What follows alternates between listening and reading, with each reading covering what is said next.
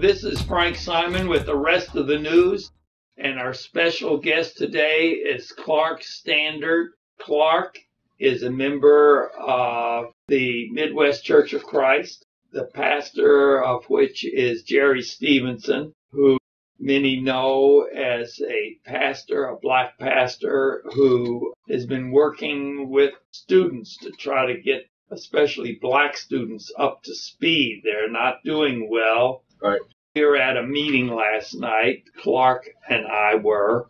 They were talking a lot about Jefferson County Public Schools. You want to say something? Yeah. The meeting was put on by KPAC, which is Kentucky Pastors in Action Coalition. And the purpose of KPAC is the rate of failure for the black students, poor white students, and Hispanic students is beyond comprehension. In both 4th and 8th grade, the ones that are up to speed passing is less than over 80% of them are not up to grade. And a lot of them can't write or do math or read. That's amazing. Let's repeat that. 81% of them can't read and do math to a grade level. To a grade level. And a lot of them can't read or do math, period. That's amazing, isn't it? Well, what's amazing about it is the fact that Jefferson County Public School System's budget is $1.6 billion. That's 25% of the state of Kentucky. And they stated last night that's $15,000 a student. And to have that kind of failure rate, if your patients had that failure rate, you wouldn't be in business today, Dr. Simon. That's right. And I wouldn't be in business either. So to allow this to go on is just unconscionable. Well, and the other thing that I got out of that meeting is that busing actually makes it worse. Yes. The black students that are bused out to Ballard do not do as well as the black students that stay in their neighborhood schools in the West End, like Western. And when they bus them all over the place like that, they actually do worse. Can you imagine getting on a bus for 40 minutes to an hour each morning and then getting back off that bus at the same time going back? Part of the problem that Pastor Jerry Stevenson has, these poor kids, they come home, especially in the winter, and it's dark when they come home, they can't even have a chance to play. It doesn't help their physical health. It doesn't help their mental health when we're on these buses. And you've got to keep them in their own element. You've got to have them there. Back in the day, Pastor has said that when we had local schools, if they had trouble, he could go over to the school and kind of intervene in the school. But you can't do that when there's no kids in the schools down there. Unbelievable how terrible the Jefferson County Public Schools are. Is that right? Yes. What's sad about it is that we, the taxpayers, are spending this large amount of money. We want the best for our children.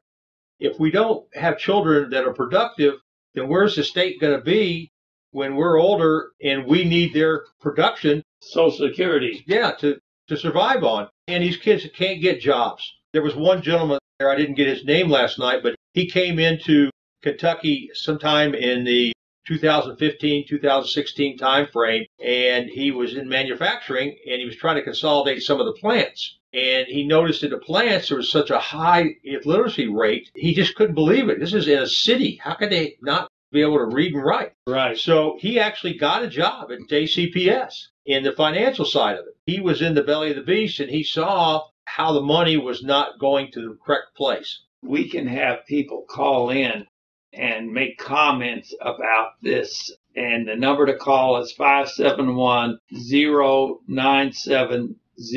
I'll repeat that, 571-0970. If you want to call in, make some comments, that's fine.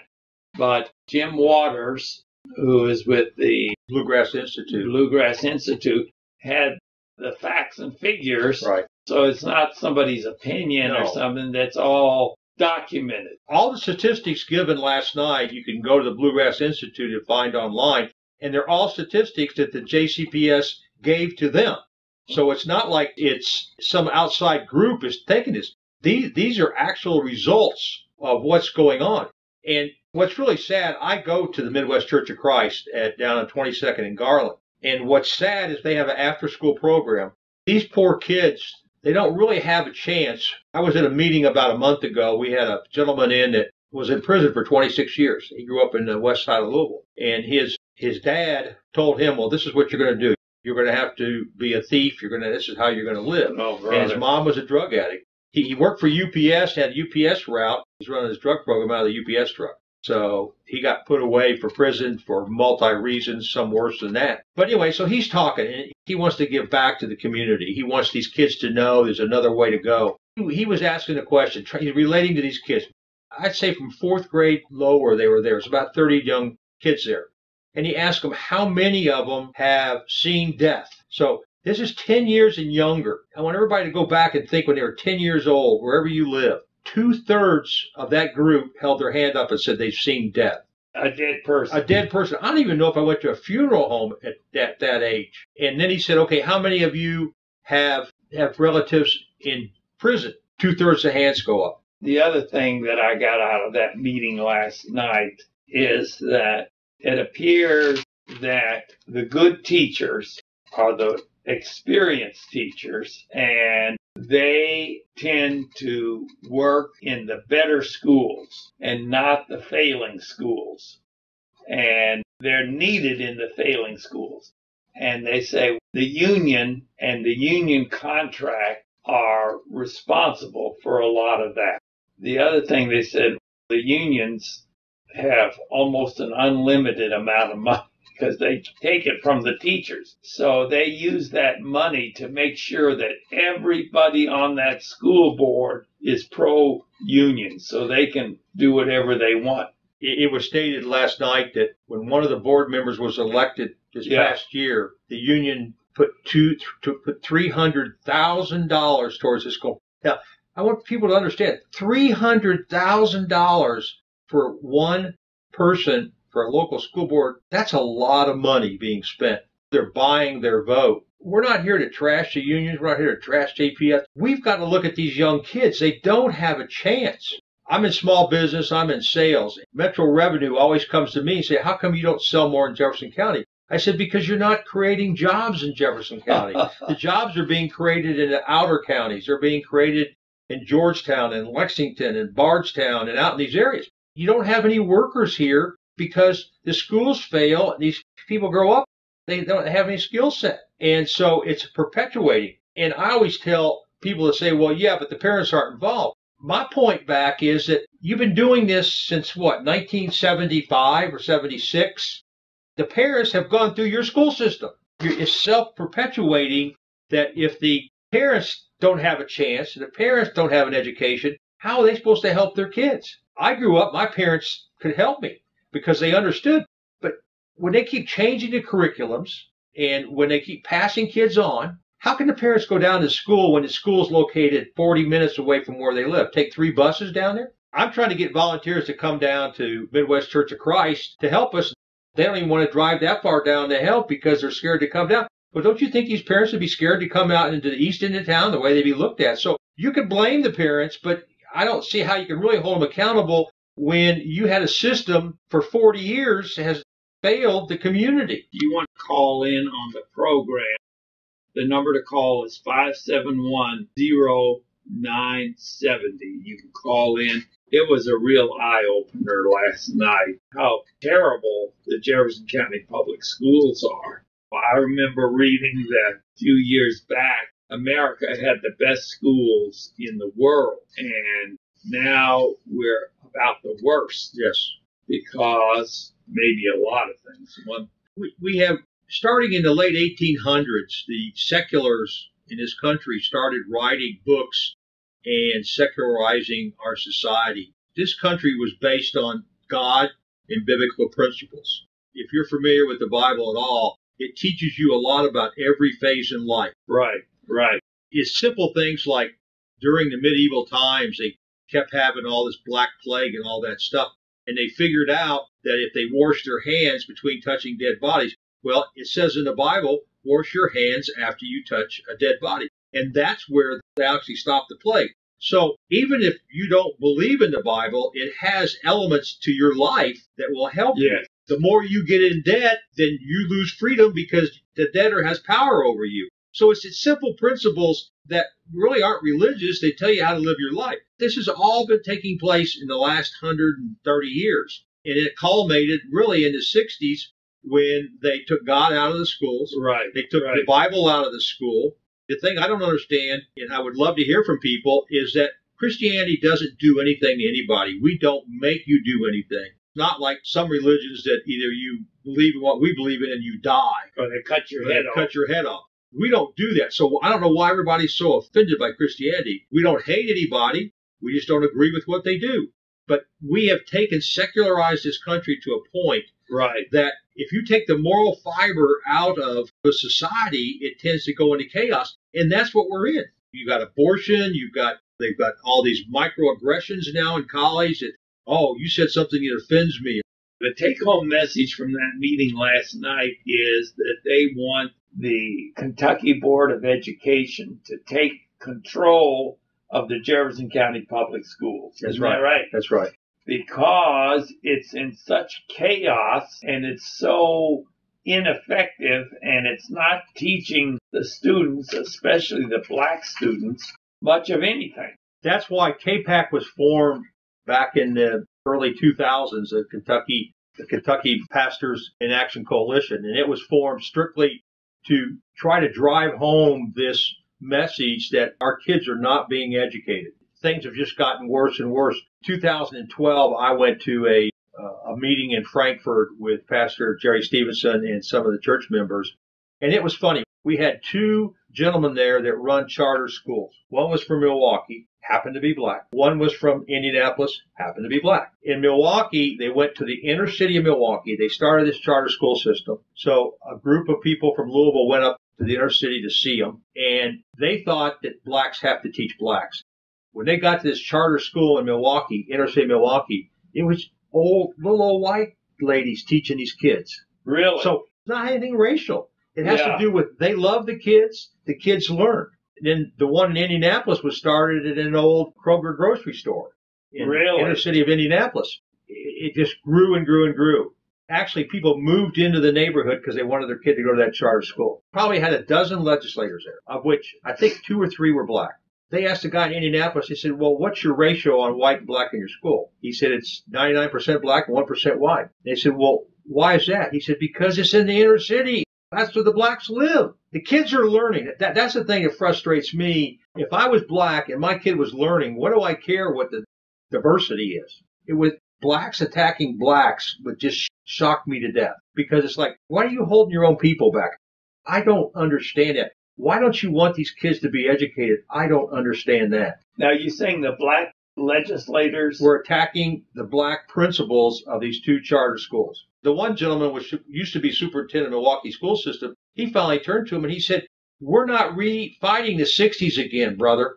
And finally, that one legislator was quiet. What is your agenda? Do you care about the kids or don't care about the kids? Well, the thing is, they're not learning. Yes, amen. So we need to do something so that the children will learn something. Part of the message last night was they're so slow to action. They were putting together diversity policy, and it took them 18 months to develop a policy. At the public schools. At the public schools. Yeah. Whereas your office or in business, in a matter of probably 3 or 4 months, you can develop it. There's no sense of urgency. We have a 5-year plan. We have a 3-year plan. 5 and 3 years, these kids... They don't understand that there's a problem. They don't. You're in medicine. If your patients didn't get better, you wouldn't be in business. That's right. If you go in and you just say, well, come back and see me tomorrow. Come back and see me next month. And pretty soon they're not any better.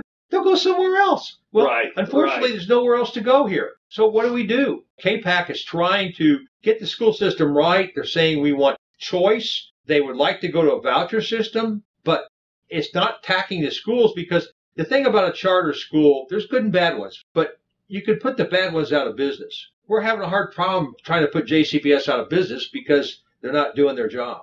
Right. And it all goes back to the collective bargaining and union. But again, for anybody that's listening to this program, I would like you to call in and talk to us. I also would like to see if you want to volunteer for the after-school program down at Midwest Church of Christ. You can contact me at Clark2525 at 1791.com. That's Clark2525 at 1791.com. Our job as parents, our job as Christians is to make sure the youth have a chance. If you can't read and you can't write and you can't do math, you don't have a chance. Right, right. We don't need any other programs. It's not hard. Math has been the same. They want to change math all the time, but you're older than I am. Makes it You're worse. older than Zach. We all do math the same way. We don't need a new way to do math. You don't need a new way to teach people how to read and write. Been around forever. They keep changing these programs, and these kids are getting left behind. Well, now, the other thing is, it seems to me that charter schools are a big boost to educating children. And like you say, you've been to some charter schools, and they're doing a great job, Right. especially for minorities. The teachers union and the Democrats and the left-wingers don't want any charter schools because then the union doesn't run the show too much. It's less money for them. Less money for them. But that was one of the points they made last night, is that they were hoping that when the Kentucky Board of Education takes over, if and when takes over the Jefferson County Public Schools, that they'll go ahead and push through some charter schools. Right. Because that seems to help with educating children a lot. What happens is, you being in business and me being in business, competition is healthy because it makes you step up to your game. And Yeah. when there is no competition, the only competition in Jefferson County is really the Catholic school system, but it's expensive. So it's really not even playing field. If you're going to spend another $8, $10, $12, $15,000 a year to send your kids, most people couldn't afford that. So that's not really competition. Charter schools in a voucher program would create a competitive atmosphere. It would make public schools get better to compete. But we need to incentivize the teachers to do the best job they can. But right now, there is no incentive because the union, in their collective bargaining agreement, controls everything that happens within the school system. And the good, experienced teachers don't go to the failing schools because it's harder for them. Well, why would you want to go to a spot where you have to work harder and you can't do things your way? I was at a private school about 3 weeks ago in academic and individual excellence. And this gentleman started it, John Savage started it about 30 years ago. And he is based on Christian principles, but it's not, quote unquote, a Christian school. And so he's got 400 children out in J-Town, and half of them are special needs. Okay. These children, we walked in, I was with Pastor Jerry Stevenson and one of the members of the church. We walk into a classroom. We're in the back of a classroom. The kids don't turn around. They're listening to the teacher. And he says, "Excuse me, name the provinces of Canada." They all turn around in unison, name the provinces of Canada. Really? Yes. We're talking about third graders. And then we walk into another classroom, and he said, "Okay, name the presidents of the United States, starting from the first to the last." And this young lady, boom, boom, boom, boom, boom, boom, boom. Because he has set up a system out there that if you don't know them, that's okay. Because up in front of the classroom, there's all the provinces of Canada. There's all the presidents of the United States. So year after year, they have the same thing. And as they go through their high school years there, they eventually will learn. Yeah. The ones that have a higher IQ learn quicker. But he said, the thing we try to do is we try to make one size fits all. And the other thing that he did that was unique is he put 2 grades in one classroom. He said, because if you have a family atmosphere where you have a natural pecking order, older versus people tend to get along. You put all the kids at the same level, they're all competing against each other. So what happens is you start in the first and second graders, okay? They now move up to the grades. The first graders become second graders. The second graders go to third grade. Now the second graders help the new first graders, and the fourth graders help the third graders. Now you move another year, those second graders are in third grade. Well, the fourth graders already know them, so they help them. And the kids get along a lot better like siblings. Really? There are many ideas out there. He does it for $7,000 to $8,000 a child. Really? While Jefferson County is 15,000. 15. But now he doesn't pay his teachers. He doesn't pay his teachers like Shape PS does. Okay. But they're the old-time teacher that are doing it for the betterment of the kids. He says the job's a supplementary income to the household, and then their children get free education here. So it's kind of like, if you remember back in the old days, teachers didn't make a lot of money. They said last night that the starting salary at JCPS is like between $40,000 and $45,000 a year, plus all the benefits, plus you're off 3 months out of the year. That's a pretty good starting salary. The other thing they brought up last night is we don't have enough of the sciences being taught. Anybody interested in getting involved with us here, I really appreciate it if you'd contact Dr. Simon or myself at Clark2525 at 1791.com. help with the Midwest Church of Christ or any comments about the school system. Right. Now, we have a call-in number, of course, for the program, but the other number is 895-5025.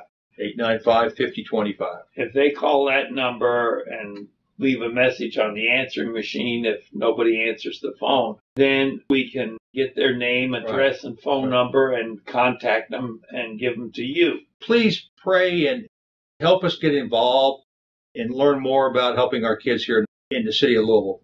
Well, now, if they go down there, they would read with them. There's a program set up. All we need is a volunteer and a mentor. We'll teach you everything you need to do. They just need somebody to love them. Amen. Amen. Okay, well, our time is all up. We want to certainly thank Clark Stanard, the Midwest Church of Christ, for their work.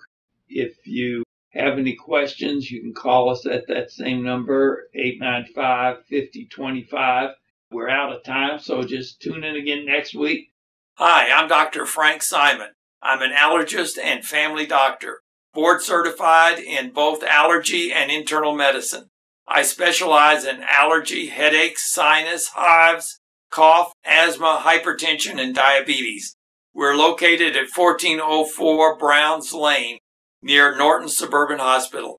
Our phone number is 895-5088. We can see you tomorrow. Hello and welcome to the rest of the news. Our special guest today is Ed Holloway, former state representative, very intelligent person. We want to talk about some really important things today. First of all, this article came out about a week ago, and it says that there's a linear relationship or linear association between the lifetime alcohol consumption and cancer mortality and total cancer incidence. Now, that's amazing.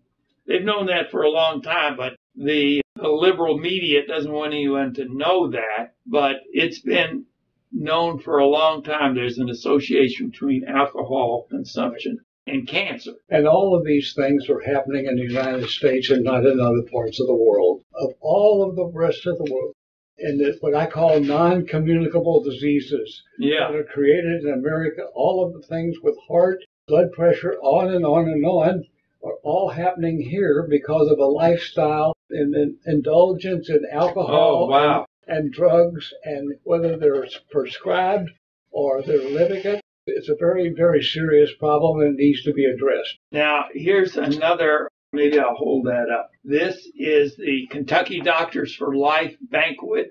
Annual banquet is coming up August 10th at 6 p.m. It's a dinner meeting, and the speaker is going to be Bob Russell, and it's going to be at St. Michael's Church. That's at the corner of Hikes Lane and Furman Boulevard. Archbishop Joseph Kurtz will be giving the invocation.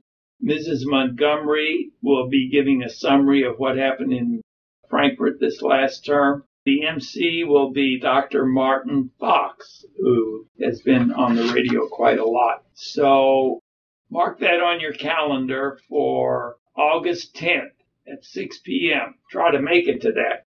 I've sort of divided this up, good news and bad news. Okay, so I want to begin with the bad news. Here is a DVD that we've shown on the program before, but it's so important. It's about 100 people, all with masks in black at Berkeley, I believe. Berkeley University, yes, in California. Right, and here they are, they're screaming, no Trump, no wall, no USA at all. That was a real eye-opener for me because I never realized that there were lots of people in America that were against America. No USA at all. And these are all people being motivated by what I call the elitists, the Marxist socialists that are out there trying to gain control. And if you look at it, and it goes anarchist, that goes back to biblical content. And the bottom line was to start anew, first destroy the old. And that's exactly what they're trying to do, destroy America and everything it stands for so that they can build an international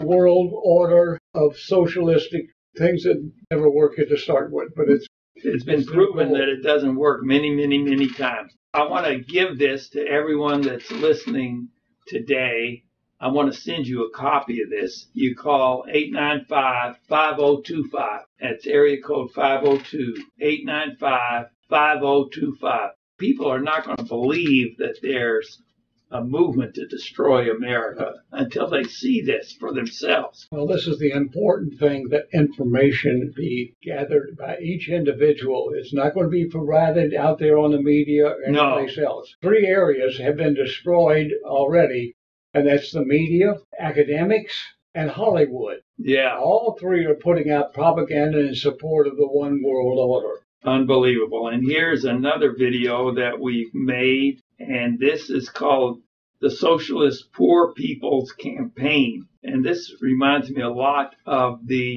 Occupy Wall Street movement, and it seems like George Soros is behind that, although we don't have proof of that. Those guys are sitting there in masks and all black, and about 100 of them. No Trump, no wall, no USA at all. That's amazing. Exactly. And all you can see that this thing is organized because they have these responses almost automatically. But the fact that they're carrying signs that had to be organized, printed, professionally done, and all that takes time. But they've already prepared for it. They're all carrying these signs that they spent a lot of money to build and print. And all of these things have been going on, and people don't think of it. Well, I guess George Soros is putting billions. George is one of the front runners, but there are also dozens of others that are behind the scenes. Thing that's going on has been going on for several years, and they've been slowly, it's like a cancer, it's been growing and growing and growing. It comes at us at many levels. But there was something that Ronald Reagan said, and it cannot be repeated often enough, because he said, while the Constitution may set forth the rights and liberties, only the citizens can maintain and guarantee these freedoms. Active and informed citizenship is not just a right, it's a duty. Right. And Gallup made a poll last year in 2016 actually, and 85% of the people in America said they were patriotic, but they're not organized. Exactly. Subjected to all of this misinformation, they've been put down by the fact that you're anti this or you're anti that. They're reluctant to speak out. So the thing that's necessary is to become informed, get the right information, and what you supplied, like exactly those 2 videos. Yeah. And all of that is things that you can give to reinforce your beliefs. Right. And to inhibit a speech and a voice. And it's going to have to take a lot of effort. Now, we can make 12 copies of these DVDs or 9 copies. It takes about 5 minutes. So if you want more, you want to give them out to everybody in your Sunday school class or in your neighborhood or your relatives, just let us know. We'll give you more of them. Now, here in about 1962 or so, the left-wingers took prayer out of our schools. Well, this is a metacritical area because there's a group that unfortunately is working up night and day. It's called the Freedom from Religion Foundation. Yeah.